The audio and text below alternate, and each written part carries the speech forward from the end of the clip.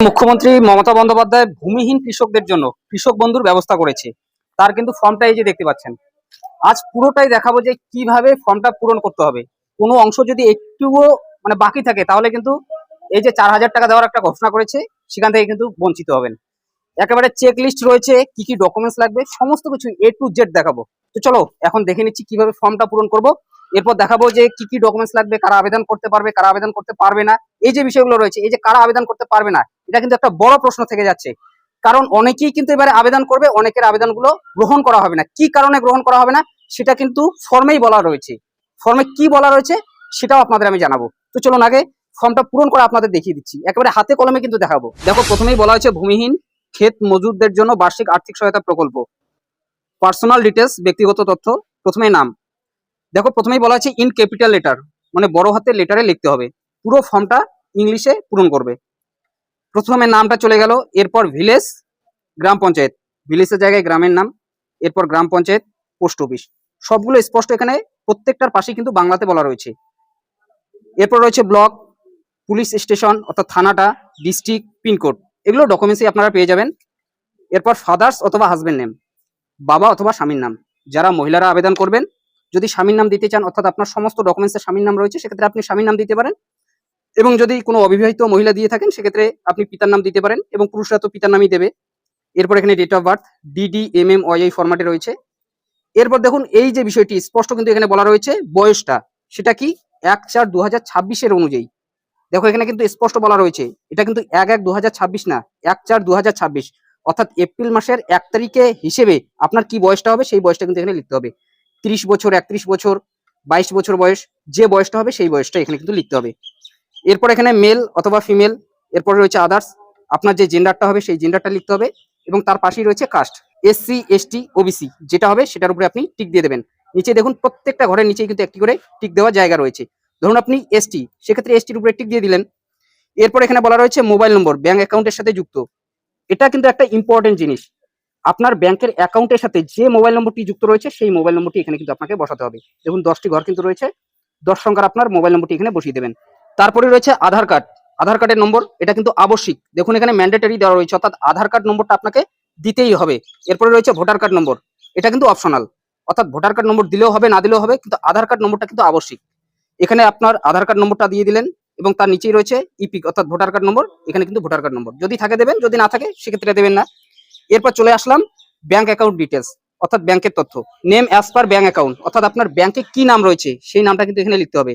এরপর ব্যাংকের অ্যাকাউন্টের নম্বর, এখানে ব্যাংকের অ্যাকাউন্টের পুরো অ্যাকাউন্ট নম্বরটা দিয়ে দেবেন, এটা ব্যাংকের পাসবুকেই পেয়ে যাবেন। এরপর এখানে আইএফসি কোডটা 11 সংখ্যার আইএফসি কোড হবে, আপনার ব্যাংকের পাসবুকেই পেয়ে যাবেন।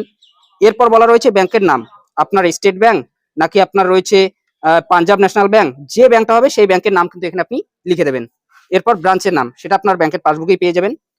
তার নিচে রয়েছে অ্যাকাউন্ট টাইপ, অর্থাৎ আপনার সেভিং অ্যাকাউন্ট নাকি কারেন্ট অ্যাকাউন্ট। যদি সেভিং অ্যাকাউন্ট হয় সেক্ষেত্রে এই ঘরে টিক দিয়ে দেবেন, যদি কারেন্ট অ্যাকাউন্ট হয় তাহলে এই ঘরে টিক দিয়ে দেবেন। এরপরে রয়েছে অ্যাটাচ ব্যাংক ডকুমেন্ট, সংযুক্তি নথি, অর্থাৎ আপনার ব্যাংকের যে এখানে তথ্যগুলো দিলেন সেটার কি আপনি প্রমাণ দিচ্ছেন।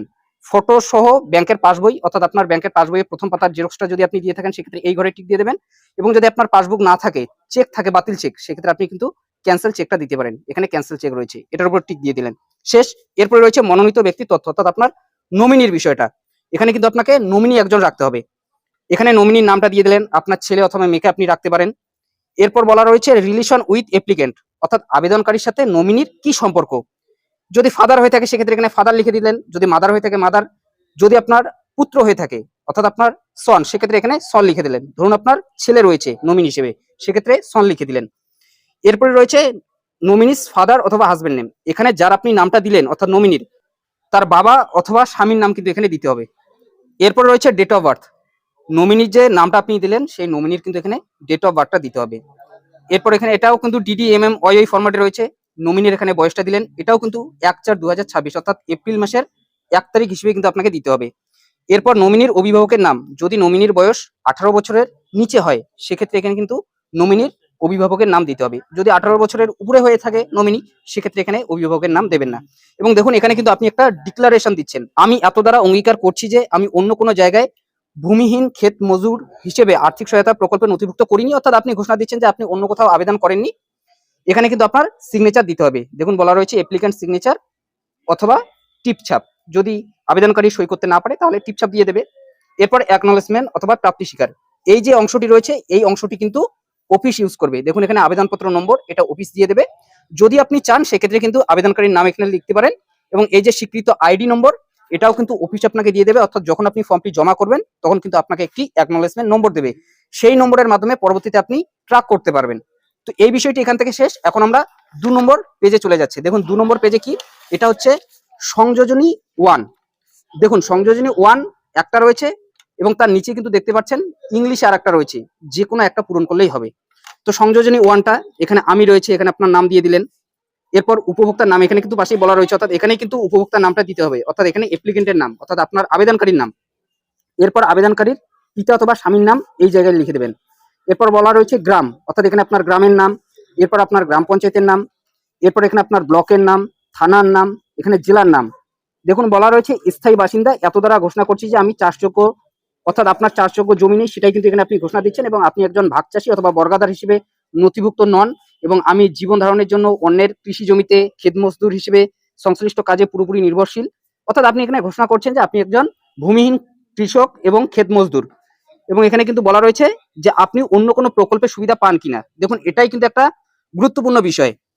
যদি আপনি কৃষক বন্ধু সুবিধা আগে থেকে পেয়ে থাকেন সেক্ষেত্রে এই ঘরে কিন্তু টিক দিতে হবে। যদি লক্ষ্মীর ভান্ডার পেয়ে থাকেন তাহলে এই ঘরে, এবং অন্যান্য যদি অন্য কোনো প্রকল্প পেয়ে থাকেন সেক্ষেত্রে এই ঘরে কিন্তু আপনাকে টিক দিতে হবে।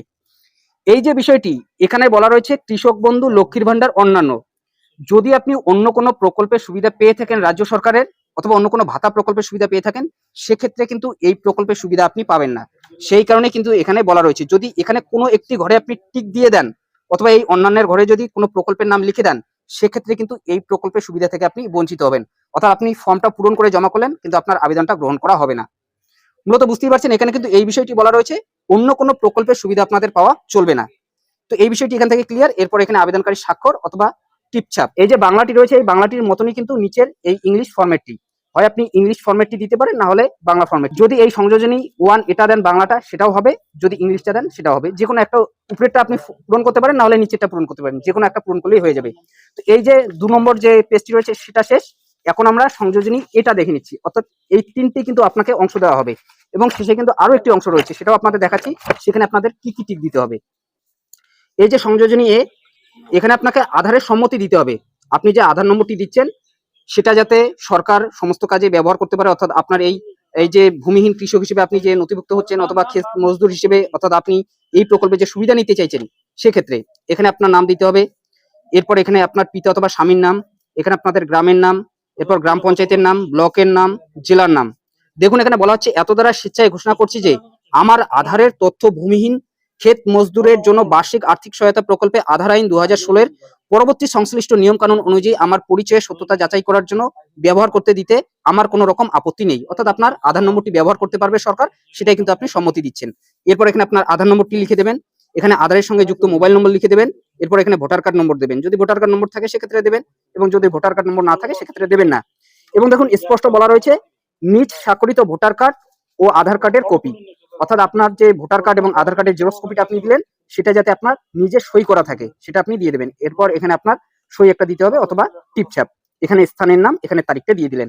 এবং সেম জিনিস কিন্তু ইংলিশে রয়েছে, যেভাবে এর আগে আপনি দেখলেন বাংলাতে একটা রয়েছে উপরে সংযোজনী এ এবং এনেক্সা এ। দেখুন দুটোই কিন্তু সেম জিনিস, হয় আপনি বাংলাটা পূরণ করতে পারেন না হলে ইংলিশটা, যে কোনো একটা পূরণ করলেই হয়ে যাবে। তো আমরা যেহেতু বাংলাটা পূরণ করলাম সেই কারণে কিন্তু আমরা ইংলিশটা পূরণ করলাম না।